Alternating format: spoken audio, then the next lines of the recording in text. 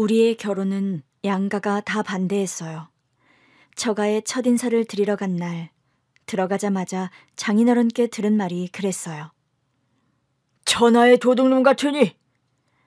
장인어른은 현관 앞에 우두커니 서 계셨고 말로 한 대 얻어터진 저는 신발을 벗지도 못한 채 고개만 숙이고 있었죠. 맘은 황당했지만 차마 장인어른의 눈을 못 보겠는 겁니다. 아내는 화를 냈어요. 아빠, 이건 좀 아니지. 일단 좀 비켜보세요. 시간 내서 왔는데 이렇게 세워두실 거예요? 결국 장모님이 오셔서 아내를 데리고 들어가셨고 저는 1시간 가까이 현관에 서 있다가 결국 무릎을 꿇었습니다. 절대 안 굶기겠습니다. 제가 뭘 해서든 먹여 살릴 자신 있습니다. 1시간을 고민한 끝에 한 말이었는데 장인어른께서 대답이 없으시더라고요. 천천히 고개를 들어 눈치를 살폈더니 그제야 말씀하셨어요. 옷장사를 한다고? 네. 난 그게 맘에 안 드는 거야. 집안도 가난해, 여차할 기술도 없어. 그렇다고 대학을 나온 것도 아니야. 사는 놈이 여자를 먹여 살리려면 뭐라도 제대로 하는 게 있어야 할 거 아니야. 겨우 여자 옷을 판다고? 그게 돈이 되겠나? 아직은 미약하지만 제가 정말 잘해내고 싶은 일입니다. 누구나 다 잘하고 싶지. 그러나 잘 되는 사람은 아주 적고. 결국 결혼 허락도 못 받고 쫓겨났어요. 아내가 뒤따라 나오더라고요. 우리 어떡해? 큰일이다. 이대로 우리 집에 인사 가는 게 맞을까? 처음엔 고민했지만 일단 부딪혀보자 싶었어요. 그러나 제가 처가에서 반대를 받은 걸 안 우리 어머니도 가만히 계시지 않았죠. 너희 친정은 뭐 대단한 집이라도 되니? 우리 어머니의 질문에 아내가 많이 당황하더라고요.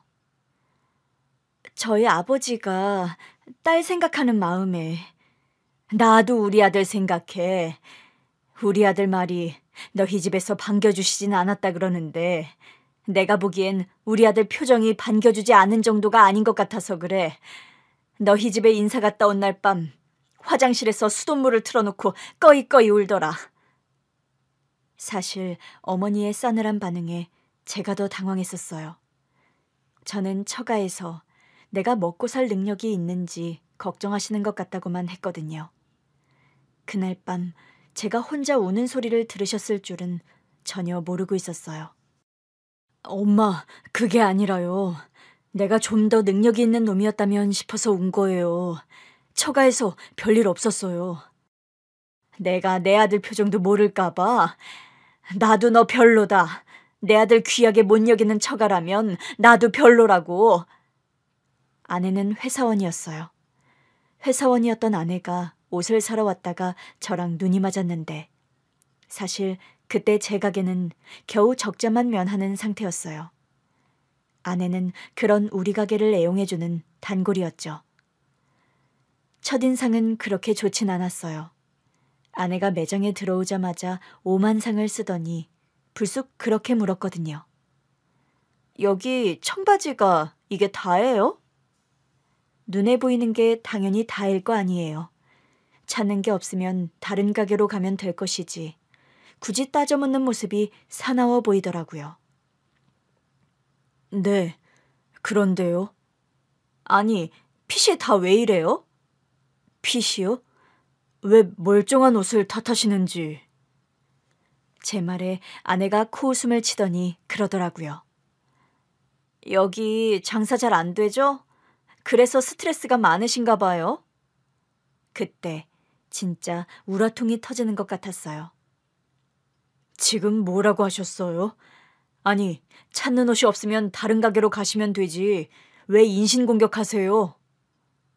저 인신공격한 적 없는데요. 딱 봐도 장사가 안 될 것 같아서 그래요. 그게 공격이죠. 저에 대한 공격이라고요.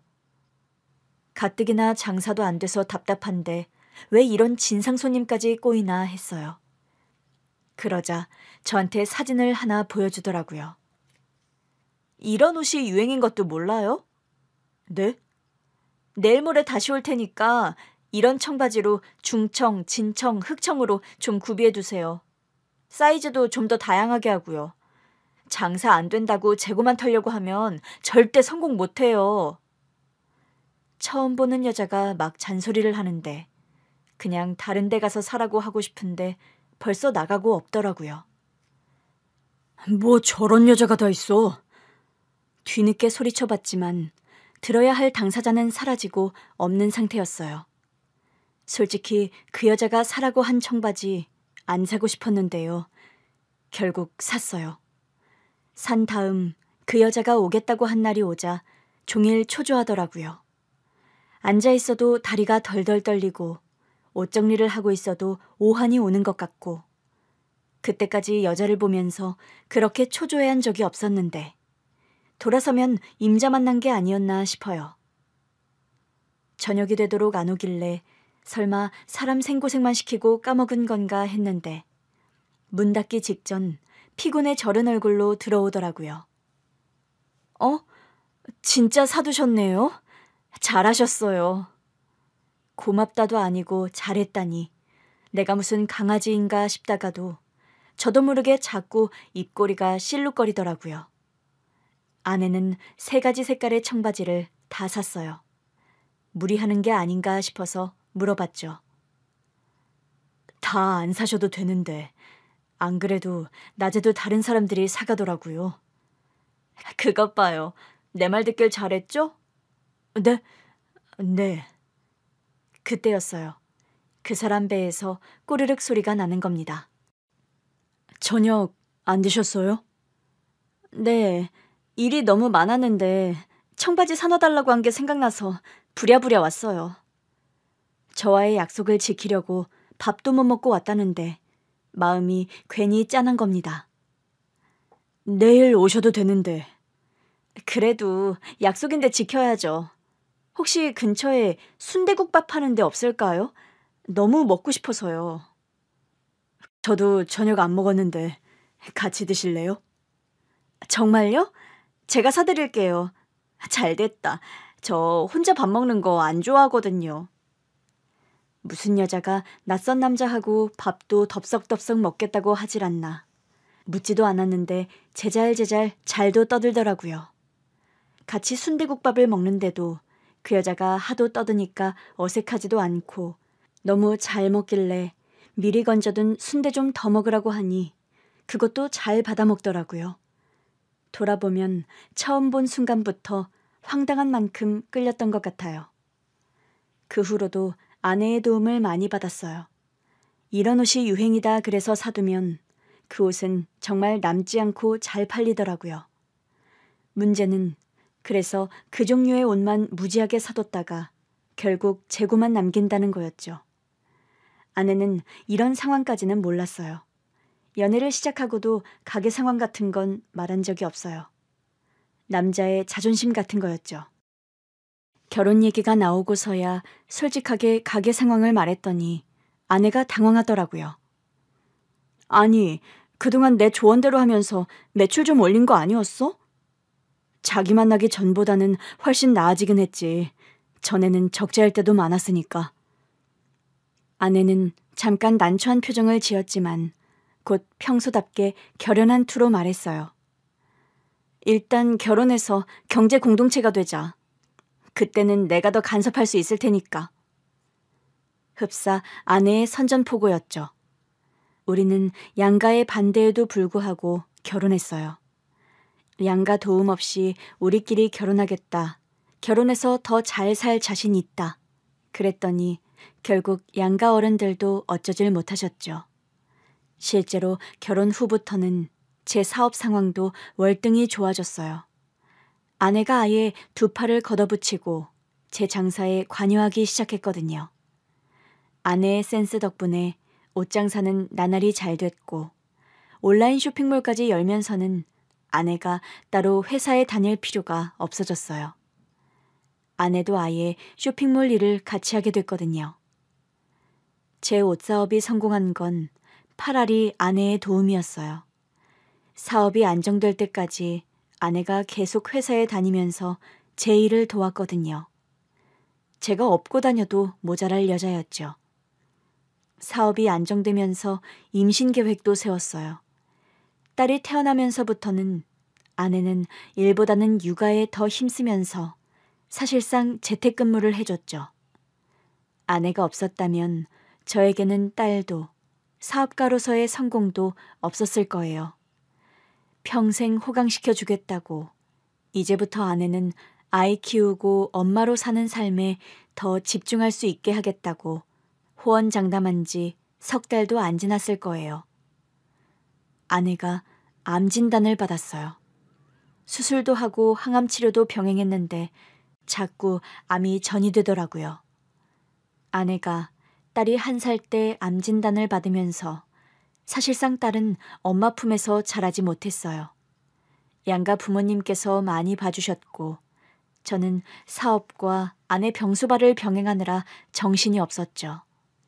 그래도 아내가 낫기만 한다면 그게 딸을 위한 길이라고 생각하며 버텼어요.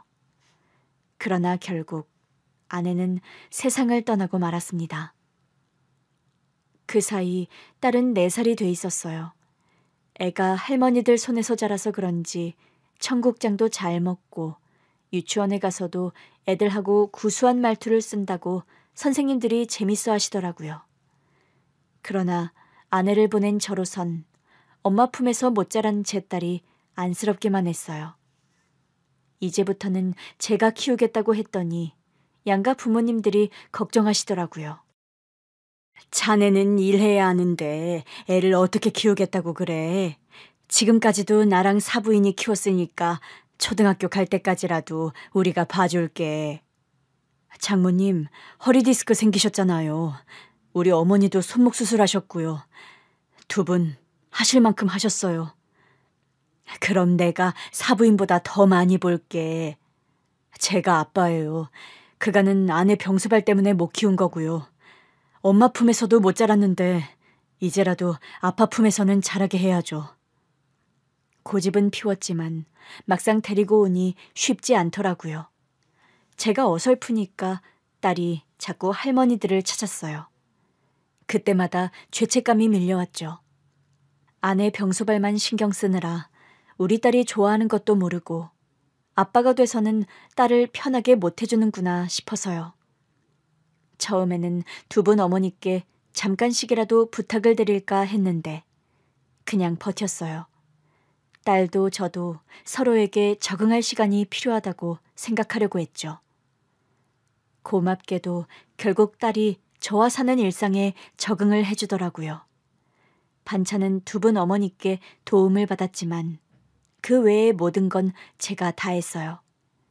덕분에 딸은 건강하게 잘 자라서 초등학교에도 입학하게 됐죠. 그 사이 양가 어머니들께 재혼 안 할 거냐는 말을 많이 들었어요. 심지어는 장모님이 더 하시더라고요. 이제 그만 다른 사람도 만나보고 해.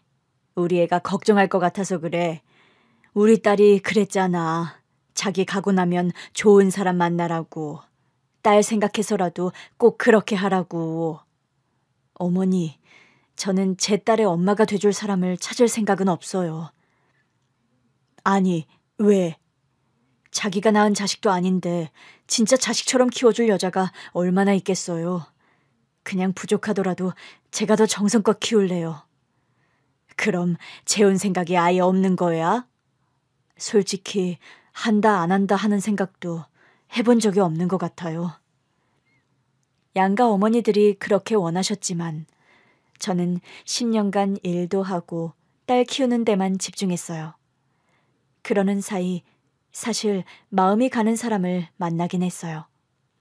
거래처 사장님이었는데 첫인상이 꼭 먼저 간 제 아내 같은 겁니다. 보통 거래처라고 하면 서로 예의를 지키기 마련이잖아요. 그런데 저를 보자마자 그러더라고요. 밥도 안 먹고 다니시나 봐요? 예? 아니, 피죽도 못 얻어먹은 얼굴로 장사를 하시면 어떡해요? 자고로 장사하는 사람은 넉넉해 보여야 해요. 제가 빈곤해 보이나요? 네. 저기, 일어나세요. 예? 계약 건으로 막 카페에 마주 앉았을 때였어요. 대뜸 일어나라고 하더라고요. 나갑시다. 밥부터 먹게. 다 먹고 살려고 하는 거잖아요. 아니, 좀 전에 커피 시켰잖아요. 아직 나오지도 않았는데. 테이크아웃해서 가지고 가면 되죠? 별 걱정을 다 하시네. 아내를 보낸 뒤 처음으로 아내 못지않게 거침없는 여자를 본 거였어요. 처음에는 아내에 대한 그리움 때문에 신경이 쓰이나 했어요. 그래도 좋은 거래처였다 보니 계약도 하고 그 후로도 한 번씩 볼 일이 있었는데 그때마다 자꾸 밥을 먹자고 하더라고요. 그때마다 자꾸 자존심이 상하는 기분이 들더라고요.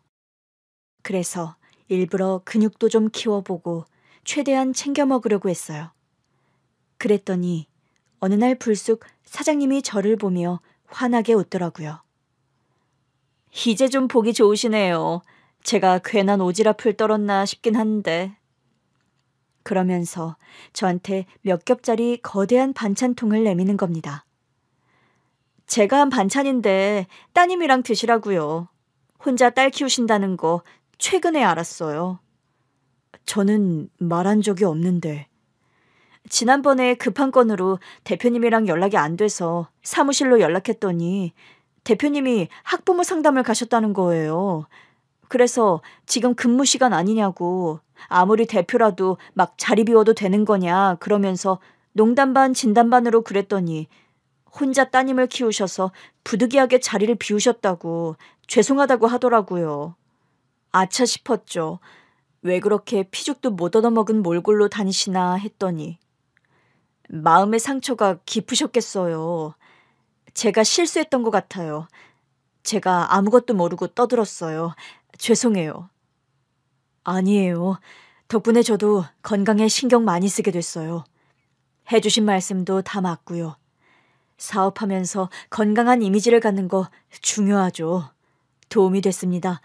이렇게 반찬까지 안 해주셔도 되는데. 그때부터 사람이 좀 다르게 보이더라고요. 직접 했다는 반찬도 하나같이 맛있었고요. 그렇게 알고 지내다 보니 친한 친구처럼 편해지기도 하고 자연스럽게 연애가 시작됐어요. 그러던 어느 날 그 사람이 저한테 청혼을 하더라고요.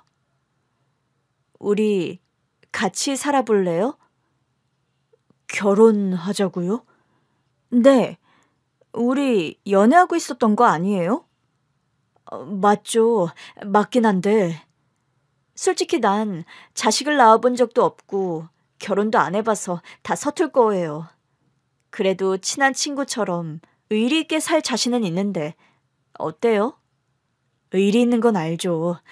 근데 우리는 사업적으로도 좋은 파트너고 혹시 모르죠? 가족으로도 잘 맞는 파트너일지? 물론 저도 그 사람과의 재혼을 생각 안 해본 건 아니었어요. 그러나 매번 그 사람이 초혼이라는 점, 저에게 딸이 있다는 점이 늘 마음에 걸렸죠. 그런데 우리 딸이 재혼을 찬성하더라고요. 난 아빠도 행복했으면 좋겠어. 사실 나는 엄마에 대한 기억도 별로 없잖아. 나도 엄마라고 부를 사람이 있었으면 좋겠어. 엄마로서 능숙한 사람은 아닐 거야. 사업하는 사람이기도 하고. 아빠가 좋으면 난 좋아. 결국 딸의 응원을 받으며 재혼을 결심했어요. 새아내도 딸과 친구처럼 잘 지내더라고요. 아내와 사별한 지 10년 만에 한 재혼이었어요. 모두가 축복하는 가운데 재혼했고 처음에는 잘 지내는 줄만 알았어요. 그런데 딸의 낯빛이 자꾸 어두워지고 심지어는 애가 점점 야위어가는 겁니다. 아무래도 이상해서 새아내에게 물었어요. 요즘 숙회 안색이 왜 그러지? 살도 많이 빠진 것 같고 혹시 당신 뭐 잘못 먹인 건 아니지? 당신 설마 내가 계모라 숙희한테 해코지라도 했다는 거야? 별 생각 없이 물어본 건데 아내가 발끈하더라고요. 오히려 그때까지는 별 생각이 없었는데 갑자기 의심이 드는 겁니다. 딸에게 물어봐도 아무 일도 없다고 하길래 집에 몰래카메라를 설치했어요. 딸 입장에선 무슨 일이 있다고 해도 말을 못할 것 같더라고요. 그렇게 카메라를 설치한 뒤 딸이 돌아올 시간에 맞춰 실시간 모니터링을 시작했죠. 그날은 일부러 일이 많다고 집에 늦게 간다고도 해둔 상태였거든요. 딸이 집에 오자마자 그대로 거실 소파에 드러눕더라고요. 그런데 아내가 같이 들어오지 뭐예요. 퇴근이 너무 이르다 싶은 시간이었어요. 일단 아내에게 전화를 걸었죠. 당신 어디야? 어디긴 회사지. 뭐? 왜? 내가 이 시간에 회사에 있는 게 이상해? 아니, 그게 아니라. 나 바빠, 끊어. 아내가 저한테 회사라고 거짓말을 하더라고요. 전화를 끊은 아내는 바로 딸을 화장실로 데리고 갔어요. 저는 영상에 나온 아내의 행동에 초조해 입을 틀어막았어요. 대체 뭐 하는 거야? 집에 가봐야 하나 싶던 차, 딸이 씻고 나오는 것 같더라고요. 아내는 딸을 방으로 들여보내더니 부엌으로 가서 밥을 준비하기 시작했어요. 혹시 음식에 이상한 걸 넣는 건 아닌가 봤는데 별다른 건 안 보이더라고요. 아내는 딸이 좋아하는 돈가스를 튀기고 있었어요. 저녁을 먹는 내내 아내가 딸의 밥 위에 반찬을 얹어주더라고요. 이것도 좀 먹어봐. 그만 먹고 싶어요. 왜? 너 좋아하는 수제 돈가스도 이만큼이나 남았는데? 그만 먹고 쉴래요. 그러나 딸은 영 기운이 없는 듯 했어요. 결국 딸은 이른 잠자리에 들었고 아내가 방으로 따라 들어가더라고요. 저는 급히 딸의 방 화면으로 넘어갔죠. 딸이 침대에 눕자 아내는 딸의 이부자리를 봐줬어요. 오늘 힘들었지? 그냥 졸려요. 알겠어. 얼른 자. 갑자기 딸에게 오늘 많이 힘들었냐고 묻는 아내의 말이 영 이상했어요. 아무래도 둘이 어딘가를 다녀온 것 같더라고요. 아내는 잠든 딸의 얼굴을 매만지기도 하고 이불도 곱게 덮어주면서 계속 곁을 지키고 있었어요. 그러나 저는 불안해서 더는 견딜 수 없었죠. 혹시 몰라 딸이 다니던 학원에 전화부터 걸었어요. 혹시 우리 수키 오늘 학원에 왔었나요? 아니요. 오늘 수키 어머님이 수키가 따로 갈 데가 있다고 학원에 못 온다고 연락 주셨어요. 네, 알겠습니다. 일단 딸이 학원에 안 갔다는 걸 확인한 뒤 곧장 집으로 갔어요. 저를 본 아내가 깜짝 놀라더라고요. 일 많다고 야근한다며 일찍 왔네? 저녁 먹을래? 당신 회사에 있다고 하지 않았어? 좀 전에 왔지. 그러면서 천연덕스럽게 거짓말을 하는 겁니다. 당신 솔직하게 말해. 오늘 어디 있었어? 그게 무슨 소리야? 당신 아까 내가 전화했을 때 집에 있었잖아. 아내가 당황하더라고요. 당신이 그걸 어떻게 알았어? 왜 거짓말했어? 어떻게 알았냐고. 아니, 요즘 왜 그래? 자꾸 날 의심하잖아. 애 안색이 안 좋으니까. 처음에는 별 생각 없이 물어봤는데 당신이 예민하게 반응했잖아. 당신이 괴물라서 못 믿는 거냐는 식으로. 그래, 찔려서 그랬다. 됐어? 뭐가 찔려? 그래, 당신한테는 아직 안 들키고 싶어서 그랬어. 확실하게 알게 되기 전까지는 나만 알려고. 당신이 알면 난리 날 것 같아서. 뭘, 도대체 무슨 얘기를 하는 거야? 아내가 착잡한 표정을 짓더라고요. 안 그래도 나도 수키 안색이 영 어둡기도 하고 체중도 자꾸 줄길래 이상했거든. 우리 큰언니가 소아암이었거든. 당신, 갑자기 그게 무슨 소리야? 나 어릴 때도 엄마가 내 건강에 워낙 예민하게 굴었어. 안색은 어떤지, 체중이 빠지진 않는지. 그렇다 보니 수키를 보는데 아무래도 불안하더라고. 병원에 검진 예약 넣어놨는데 당신이 갑자기 그 얘기를 한 거야. 수키가 낯빛이 어둡다, 야위는 것 같다. 일단 검진 결과를 보고 당신이랑 얘기할 생각이었는데 갑자기 그렇게 말하니까 당황스럽더라고. 그래서 나도 모르게 화부터 낸 거야. 아니, 그러면 그렇다고 말했으면 좋았잖아. 그럼 혹시 오늘 병원에 데리고 갔다 온 거야? 응. 오늘은 예약해둔 검진 날이었어. 유명한 병원으로 가느라 시간이 좀 걸렸어. 그럼 나한테 말했어야지. 당신이 알면 가슴이 무너질 거 아니야. 낳지도 키우지도 않은 나도 이렇게 착잡한데 당신은 오죽하겠냐고. 가뜩이나 전처도 암으로 떠나보낸 사람인데 딸까지 암일 수 있다고 하면 못 견딜 것 같아서 그랬어. 그런 줄도 모르고 당신 몰래 집에 카메라도 설치했단 말이야. 아내가 화들짝 놀라더라고요. 뭐? 어디?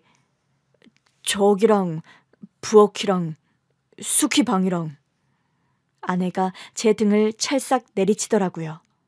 당신 미쳤어? 애 방에 그런 건 왜 설치해? 요즘 수키가 얼마나 예민한 줄 알아? 나는 당신이 예민하게 반응을 하니까. 수키 자니까 수키 방에 설치한 거라도 빨리 떼. 가뜩이나 사춘기라 예민한데 카메라 단줄알면 난리나. 하루밖에 안 됐어. 당장 떼라니까? 저는 일단 아내 말대로 딸의 방에 설치한 카메라부터 뗐어요. 아내가 보더니 어이없어 하더라고요. 날 진짜 의심했다 이거지? 아니, 그게 원래는 아니었는데. 진짜 어이가 없다. 내가 자기 딸 잡아먹을까 봐 걱정했다 이거 아니야? 저는 아내 앞에서 무릎을 꿇었습니다. 전처 장인어른 앞에서 꿇고 처음이었을 거예요. 여보, 내가 잘못했어요. 아내는 그런 저를 어이없다는 듯 내려다보더라고요. 그날 밤 전처 장모님께 전화를 받았어요. 수키는 잘 지내? 새엄마랑은 어때? 잘 지내요. 근데 문제가 하나 생겼어요. 문제? 제가 새아내를 의심했었다고 말하자 장모님께서도 혼을 내시더라고요. 결혼식 때 보니까 사람이 싹싹하고 착하던데 왜 그랬어? 갑자기 반응을 그렇게 하니까요. 싹싹 빌었어? 네, 빌긴 했는데 화가 풀린 건지는 모르겠어요. 부부 사이의 일은 알아서들 하고. 그나저나 우리 손녀를 어쩜 좋아? 어디가 많이 안 좋으면 어떡하지?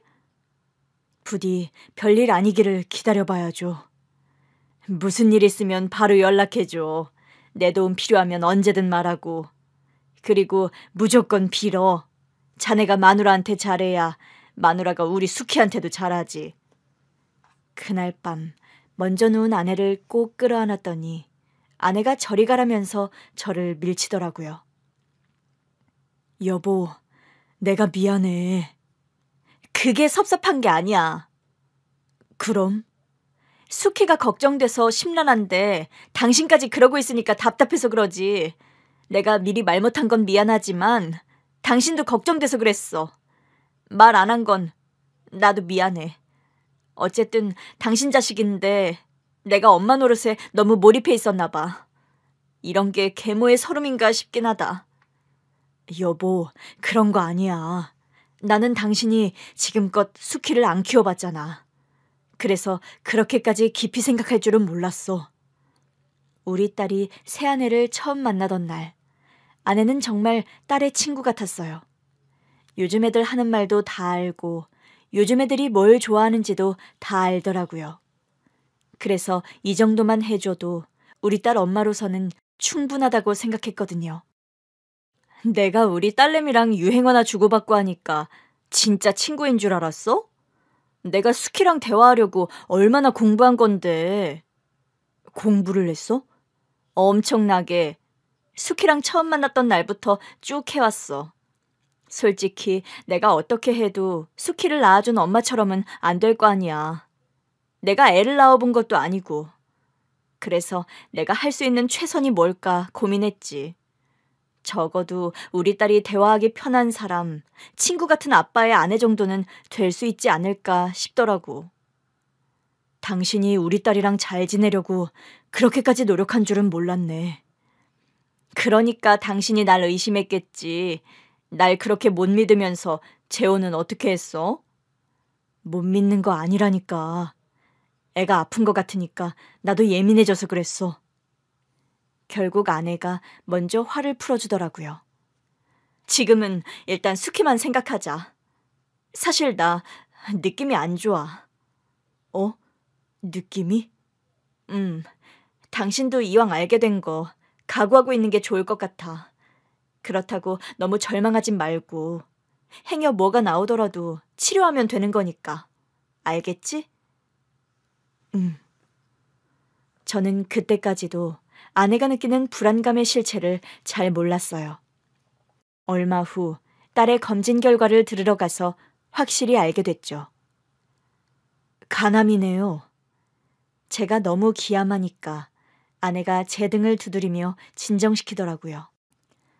시모, 여보, 우리 수키가... 진정해. 우리는 부모야. 여기서 절대 무너지면 안 돼. 기절하기 직전인 저와 달리 아내는 침착하게 의사 선생님의 말씀을 다 들었어요. 그러니까 그래도 우리 애는 절제로 수술이 가능하다는 거죠? 네, 다행히 절제만으로도 일단 희망이 보이는 상태예요. 하지만 절제 후의 상황에 따라서 추가적인 치료가 필요할 수는 있습니다. 선생님, 그게 무슨 말씀이세요? 당연히 암이 있는 부위는 절제하는 거잖아요. 저는 딸이 간암이라는 사실 하나로도 도저히 진정이 안 되는 상태였어요. 의사 선생님이 차분히 설명해 주시더라고요. 간암 진단을 받았을 때 절제가 가능한 환자도 절반이 되지 않거든요. 절제가 안 되면 다른 화학요법도 사용해야 하는데 절제해서 아예 제거를 못하면 확실히 생존율이 낮아져요. 그러니 불행 중 다행이라는 뜻이죠. 현재로선 다른 장기 전이도 없어 보이고 제가 보기엔 시어머니께서 빠른 판단으로 검진을 받게 하신 게 신의 한 수였다고 봅니다.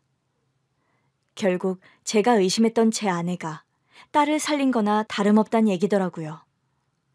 병원을 나오자마자 저는 아내를 끌어안고 울었어요. 여보, 내가 정말 잘못했어. 내가 미안해. 당신이 우리 딸을 살렸어. 빨리 진단받은 덕에 수술만 하면 완치할 가능성이 높다잖아.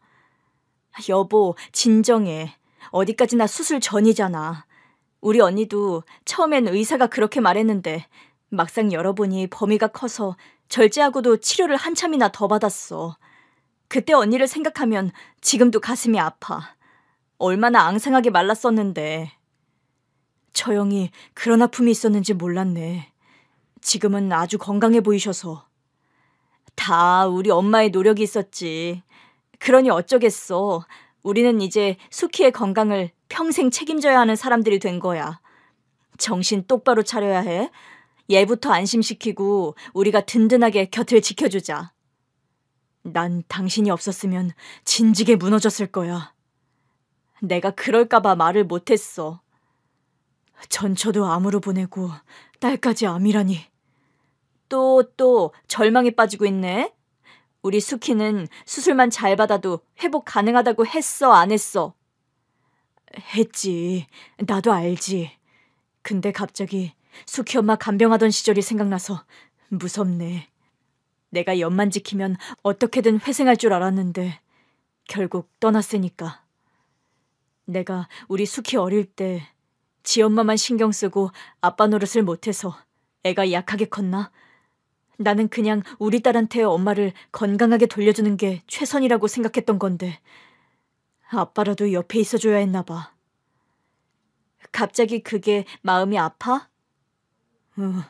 다 내 탓 같아. 그런 줄도 모르고 당신한테 뭘 잘못 먹인 게 아니냐고 떠들었으니 내가 당신 볼 면목이 없다. 부모니까 자식이 아프면 다 내 탓 같은 건 알겠어.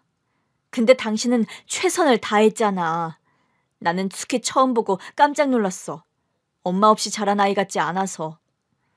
그건 장모님이랑 엄마가 잘 키워주셔서 그런 거고. 그래, 두 분 어머님이 잘 키워주셨잖아. 그러면 된 거 아니야? 수키도 할머니들 참 좋아하고 사랑 듬뿍 받은 덕에 나랑도 잘 지내잖아. 저러기 쉽지 않다. 심지어 사춘기 소녀가? 그런가? 그럼 우리 조카가 딱 숙희 나이잖아.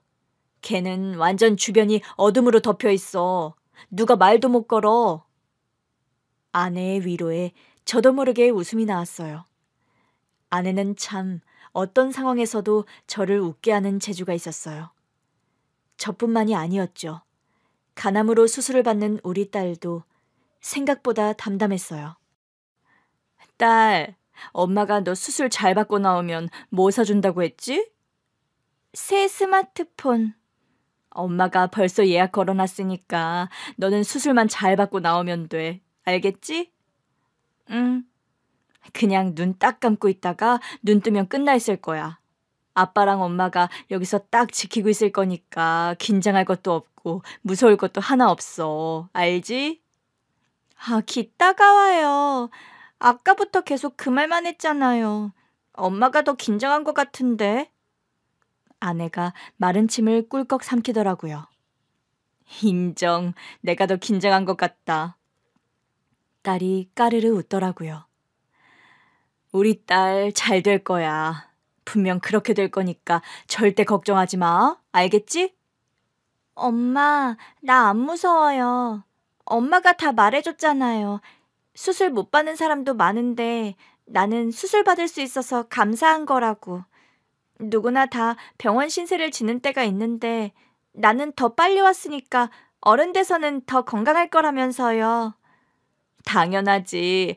어릴 때부터 건강 관리를 더 열심히 하고 살 거기 때문에 지금 건강한 다른 애들보다 네가 훨씬 더 건강하게 살 거야. 큰이모가 그랬거든. 너 큰이모 봤지? 키도 엄청 크고 튼튼한 거?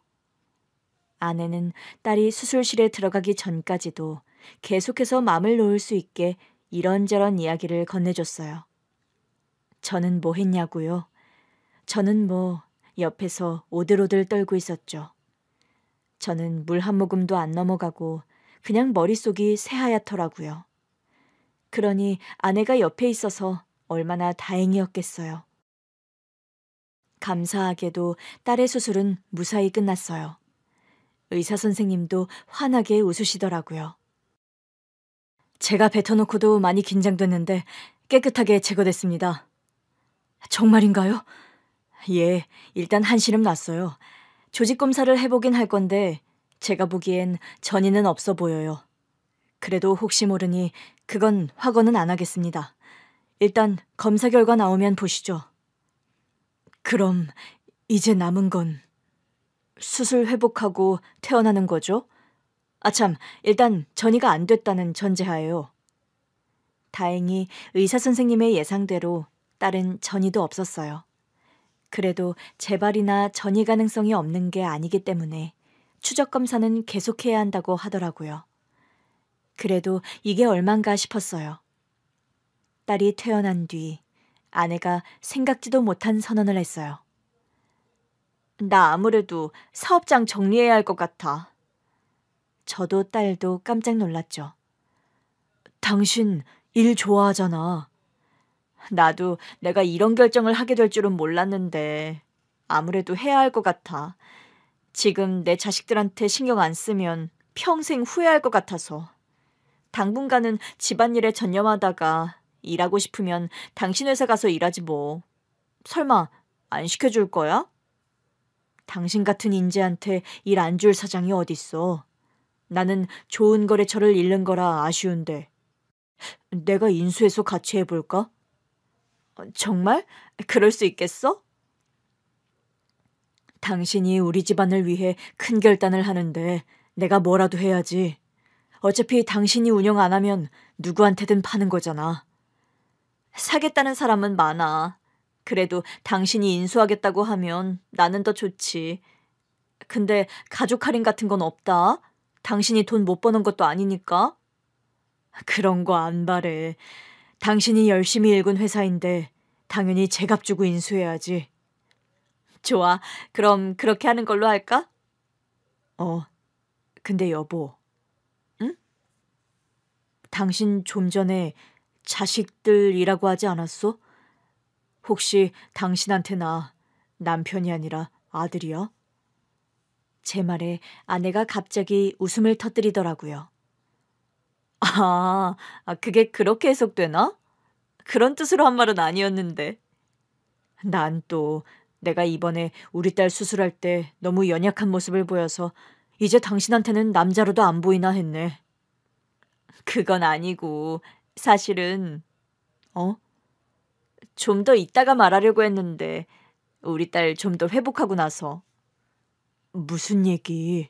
오늘 한 얘기 말고 뭐가 더 있어? 그때였어요. 우리 딸이 그러더라고요. 아빠, 엄마 뱃속에 내 동생이 있어. 아내가 더 놀라더라고요. 딸, 그거 어떻게 알았어? 엄마가 토할 것처럼 우엑 이런 적 있잖아. 내가 무서워서 친구한테 말했더니 친구가 입덧이라고 했어. 친구가 입덧을 알아? 응, 자기 엄마도 동생 가졌을 때 그랬대. 그걸 알면서도 말을 안 했던 거야? 엄마가 내 걱정을 많이 하고 있었잖아. 사실은 엄마도 축하받아야 하는데 나 때문에 말 안 하는 것 같아서 마음이 아팠어. 아니야, 너 때문이 아니라 원래 가족은 기쁨도 슬픔도 같이 나누는 거잖아. 엄마가 나이도 좀 있어서 임신 안정기까지는 말하기도 좀 그랬어. 안정기? 아기가 잘 자라서 엄마 뱃속에 건강하게 자리 잡을 때까지 두고 볼 생각도 있었어. 다행히 지금은 안정기. 저는 너무 당황했어요. 당신이 입덧을 했다고? 혹시 지난번에 속 안 좋다고 했던 그때? 다행히 입덧이 안 심했어. 그래도 내가 눈치채야 했는데. 미안해. 내가 정신이 없어서. 아내한테 너무 미안하더라고요. 당신만 정신없었나? 나도 없었어. 사실 난 내 나이가 좀 있어서 임신될 줄도 몰랐는데. 여보, 고마워. 우리 숙희 동생이 생겼네. 완전 겹경사다. 아빠, 겹경사가 뭐야? 좋은 일이 연이어서 일어났다는 뜻이지. 정말 그렇네. 그럼 우리 할머니한테도 말해서 파티하자. 그럴까? 우리 부녀가 흥분해서 들뜨자 아내가 우리를 진정시키더라고요. 자, 주목. 내가 안정기에 접어들었다는 얘기까지 했지? 일단 여기까지. 내가 안정기인데도 회사까지 정리하려고 하는 이유는 딱 하나야. 일단 우리 딸 수키가 건강하게 회복할 때까지는 거기에만 신경 쓸 거야. 남들보다 늦은 나이에 임신을 했으니 더 기쁠 만도 한데 아내는 우리 딸을 최우선에 두고 있었어요. 그 덕분에 딸은 하루가 다르게 건강을 회복해 나갔죠. 그 사이 아내의 배가 불러왔어요. 아내가 만삭으로 거동도 힘들어하자 우리 딸이 엄마의 손과 발이 되어주더라고요. 엄마, 거기 미끄러워. 내 손 잡아. 딸도 한동안 학교에 가지 않고 쉬기도 했고 아내도 집에 있다 보니 둘이 아주 가까워졌더라고요. 어느 순간부터는 둘이 태생이 모녀지간이었던 것처럼 편해 보이는데 제가 부러울 정도였어요. 딸, 엄마 떡볶이 먹고 싶어. 엄마, 내가 사줄게. 에이, 너 용돈이 얼마나 된다고? 엄마가 쏠게. 나 용돈 많아. 솔직히 쓸 데도 별로 없어서 다 모았어. 그래서 진짜 네가 사준다고? 할머니가 아시면 엄마더러 계모라고 뭐라고 하실 것 같은데. 아니다. 네 아빠가 그럴 수도 있겠다. 부엌에서 두 모녀 먹을 저녁을 차리고 있는데 저 들으라는 듯이 그러더라고요. 저는 잽싸게 나와 석고되지 않은 심정으로 머리를 조아렸습니다. 여보, 제가 지금 두 분 드시라고 건강한 밥상을 준비하고 있는데 이러시면 안 되죠. 떡볶이라뇨. 수키야, 네 아빠 말투가 왜 저러니? 엄마가 중전마마인 것 같은데? 예, 맞습니다. 중전마마. 공주님, 두 분 다 일단 밥을 드시는 게 어떻겠어요? 아빠, 원래 임신했을 때는 먹고 싶은 거 먹어야 하는 거 아니야? 우리 딸 잘한다.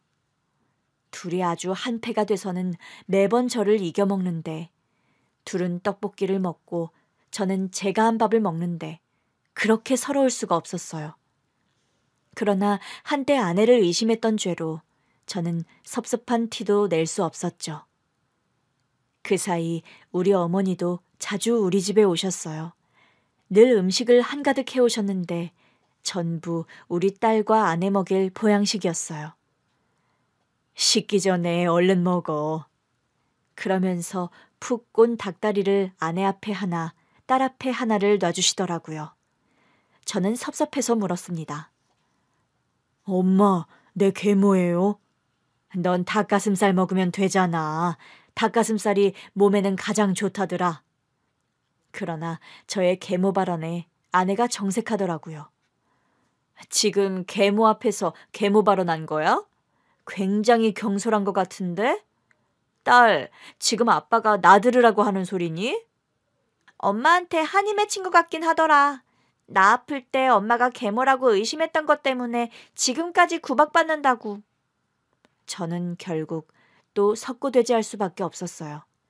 괜히 엄마한테 계모 소리 했다가 엄마도 그날의 일을 뒤늦게 알게 되셨거든요.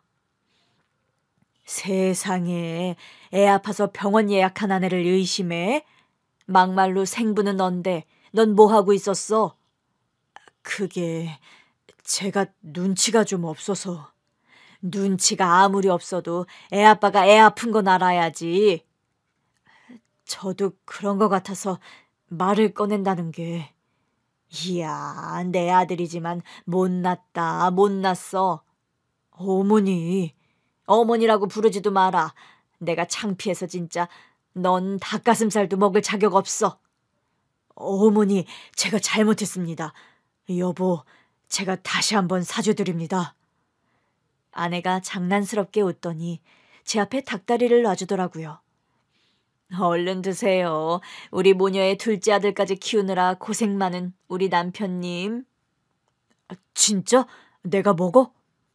제가 넙죽 받으려고 하자 우리 어머니가 제 등짝을 내리치시더라고요. 준다고 먹냐? 어머니, 제가 닭다리보다 닭가슴살을 좋아해서 그래요. 뭐? 그이 먹게 두세요. 사실 저 사람 고생 많아요. 우리 먹여 살린다고 종일 일도 하지. 집안일까지 다 하잖아요. 사람 쓰자고 해도 여자 둘의 갓난아이만 있는 집에 누굴 부르냐고 안 된대요. 그거 하나는 마음에 드네. 나도 그건 좀 그래. 세상이 워낙 험해야지. 그래도 저 생각해주는 건 우리 와이프뿐이더라고요. 와이프가 준 닭다리를 맛있게 먹고 있으니까 엄마가 그러셨어요. 하여튼 남자는 평생 애야. 마누라가 닭가슴살 좋아한다고 했다고 맘 놓고 닭다리 뜯는 것 좀 봐라. 어머니, 너무 뭐라고 하지 마세요. 전 요즘 우리 신랑 보면 짠해요. 안 그래도 좀 야윈 것 같아서 어머니께 보약 좀 부탁드리려고 했어요. 어머니 잘하시는 한의원 있다면서요. 그러고 보니 좀 야윈 것도 같고. 그렇다니까요. 그럼 너랑 둘 다 짓자. 우리 손녀 것도 짓고. 제가 다 낼 테니까 어머니 것도 지으세요. 저희 반찬 해다 주신다고 고생하시잖아요. 네 남편한테 뜯어낼게. 넌 걱정하지 말고 몸조리나 잘해. 결국 저는 어머니께 카드도 뺏겼어요. 그런데도 우리 둘째가 깨서 우니까 몸이 먼저 반응하는 저를 다시 자리에 앉히시더라고요. 국물까지 다 먹어. 내가 볼 테니까. 얼른 먹고 갈게요. 천천히 먹어. 어머니는 늘 제 아내한테 미안한 마음이 있으시대요. 잘난 여자가 자식 있는 남자한테 시집와서 고생하는 게 미안하기도 하고 감사하기도 하다시네요. 저도 같은 마음이에요. 저 잘난 여자가 날 뭘 보고 시집 왔나 싶다가도 아내가 우리 식구가 되자마자 딸이 아팠잖아요. 진짜 내 식구가 맞나 싶긴 하더라고요. 힘든 일을 결혼 초장에 같이 겪은 탓인지 우리 가족은 더 빠르게 하나가 된 것 같아요. 그리고 또 우리 아내에게 잘해주시는 분이 계세요. 바로 전처 장모님이요. 산후조리 할 때 해주라며 연어며 미역이며 골고루도 보내셨어요. 그때마다 아내가 장모님께 직접 연락드렸죠. 어머니, 보내주신 것들이 다 싱싱하고 좋아요. 우리 신랑이랑 딸도 맛있대요. 아이고 참, 어머니는 무슨 시어머니 둘 모시는 줄 알겠네. 우리 수키한테 외할머니시면 저한테도 어머니시죠? 그러지 마라. 불편할까봐 수키 아빠 통해서 보낸 건데. 왜 저희 집에 안 오세요? 설마 제가 낳은 아들은 어머니 손자 아니라고 안 보고 싶으신 거예요? 어휴, 무슨 소리야? 보고 싶어서 수키 아빠한테 사진 좀 보내달라고도 했었어. 직접 와서 보세요. 그리고 수키 아빠가 연어를 잘 못 만져서 연어는 먹지도 못하고 있어요. 뭐? 그 싱싱한 걸 여태 안 먹었다고? 와서 좀 해주시면 안 돼요? 아내는 그렇게 전처 장모님을 우리 집으로 끌어들이는데 성공했어요. 오셔서는 아내 먹을 연어로 요리는 물론 숙희 좋아하는 반찬까지 다 만들어 오셨더라고요. 어머니, 그동안 이거 해주고 싶어서 어떻게 참으셨어요? 말로 못하지. 근데 새 식구가 불편할까 봐. 내가 전처 엄마잖아. 아내가 걱정해요. 어머니가 숙희 많이 보고 싶으실 것 같은데 말씀 못하실까 봐요. 속이 참 깊은 사람이네. 그러니까요. 명절에 저더러 따로 데리고라도 다녀오라고 하는데 뭐가 좋은 방법일지를 모르겠어요. 그럴 거 없어. 숙희도 새엄마 잘 따른다며. 괜히 애 헷갈리게 하지 마. 숙희는 제 엄마 기억도 별로 없잖아. 그러니까 어머니께서 종종 와주시면 안 돼요. 숙희한테 외할머니 오셨다고 하니까 학원 가기 싫다고 해서 학원 가지 말고 오라고 했어요. 새엄마 쪽 외할머니도 계실 텐데. 그래도 숙희한테는 장모님이 진짜 외할머니잖아요. 애가 갈수록 제 엄마를 쏙 빼닮는 것 같아요. 똑같아. 그래요? 우리 애가 저 나이 때 딱 저렇게 생겼었어. 어머니, 종종 와주세요. 집사람도 딸을 키워보니까 딸 잃은 어머니 심정을 알 것 같아서 생각하면 눈물 나고 그런데요. 알겠어. 내가 숙희 엄마한테 종종 미리 연락해보고 괜찮다고 하면 올게. 숙희 엄마요? 그럼 애가 암 걸린 것도 바로 알아채고 병원 데리고 가서 살린 사람이 숙희 엄마가 아니면 누가 숙희 엄마야? 저는 장모님을 꼭 안아드렸습니다. 그 마음을 먹기까지 얼마나 힘든 시간을 보내셨을까 싶더라고요. 숙희랑 저녁까지 드신 뒤 집에 가시겠다고 하니까 아내가 모셔다 드리라고 하더라고요. 가시면서도 아내 손을 꼭 잡고 그러셨어요. 숙희 엄마야, 내가 언제까지 살지는 모르겠지만 사는 동안 더 잘할게. 정말 고마워. 우리 딸이 힘들게 낳은 우리 숙희 목숨 구해줘서 정말 고맙다. 고마워. 장모님도 아내도 서로의 손을 잡고 한동안 울었어요.